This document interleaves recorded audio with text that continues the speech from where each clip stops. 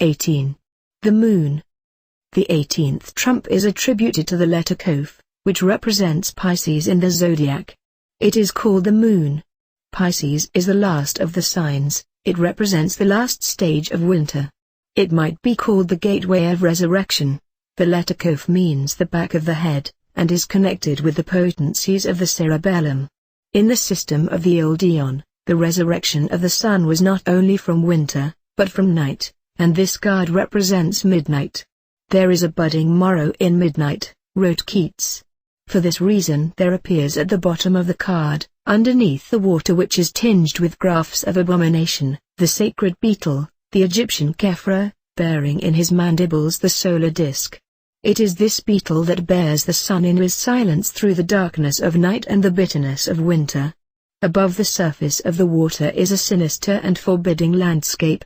We see a path or stream, serum tinged with blood, which flows from a gap between two barren mountains. 9 drops of impure blood, drop-shaped like yods, fall upon it from the moon. The moon, partaking as she does of the highest and the lowest, and filling all the space between, is the most universal of the planets. In her higher aspect, she occupies the place of the link between the human and divine, as shown in Atta 2. In this trump, her lowest avatar, she joins the earthy sphere of Netzach with Malkuth, the culmination in matter of all superior forms. This is the waning moon, the moon of witchcraft and abominable deeds. She is the poisoned darkness which is the condition of the rebirth of light. This path is guarded by taboo. She is uncleanliness and sorcery. Upon the hills are the black towers of nameless mystery, of horror and of fear. All prejudice, all superstition, dead tradition, and ancestral loathing, all combine to darken her face before the eyes of men. It needs unconquerable courage to begin to tread this path. Here is a weird, deceptive life. The fiery sense is balked. The moon has no air. The knight upon this quest has to rely on the 3 lower senses: touch, taste and smell.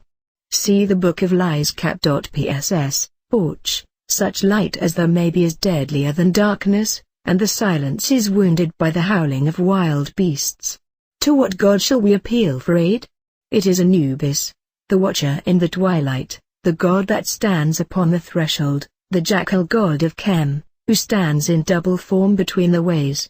At his feet, on watch, wait the jackals themselves, to devour the carcasses of those who have not seen him, or who have not known his name. This is the threshold of life, this is the threshold of death. All is doubtful, all is mysterious, all is intoxicating. Not the benign, solar intoxication of Dionysus, but the dreadful madness of pernicious drugs. This is a drunkenness of sense, after the mind has been abolished by the venom of this moon. This is that which is written of Abraham in the book of the beginning, and horror of great darkness came upon him. One is reminded of the mental echo of subconscious realization, of that supreme iniquity which mystics have constantly celebrated in their accounts of the dark night of the soul. But the best men, the true men, do not consider the matter in such terms at all. Whatever horrors may afflict the soul, whatever abominations may excite the loathing of the heart, whatever terrors may assail the mind, the answer is the same at every stage: how splendid is the adventure,